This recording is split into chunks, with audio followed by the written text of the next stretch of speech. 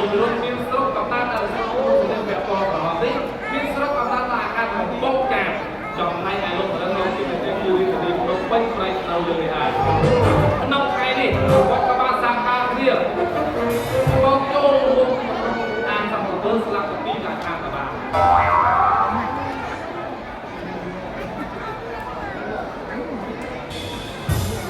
បាទអរលោកស្រីអ្នកយាយទីក្រុមទុកចាជាបន្តនេះដែរលោករំលឹកយកដៃរបស់លោកចូលក្នុងកាហ្វេ50គ្រាប់មើ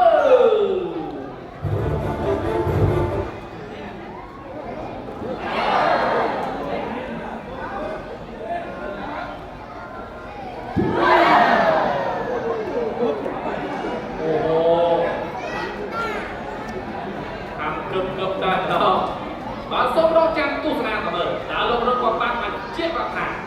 គាត់នឹងយកដៃគាត់ស្រស់ស្រាយលុបចូលក្នុងកាហ្វេសាក់ទៅបានដល់វិញណាបាទគាត់តាមចិត្តថាលុបមិនធម្មតានោះទេលុបចូលដល់កាហ្វេសាក់ទៅមើលវាយកមានទុនមានធំថាប្រហែលបងហាជុំមកលោករេកញ្ញាទស្សនាថតរូបមួយហើយនោះគាត់ញាត់ចូលទៅវិញទៀតបាទសម្រាប់ពុកម៉ែបងប្អូនកាមេរ៉ាបានរាល់លោករត់ពលក៏សម្រាប់ចិត្តមកចូលលើកដៃមកណាចាំដល់រៀប5លោកក៏បាក់ដៃថាតបា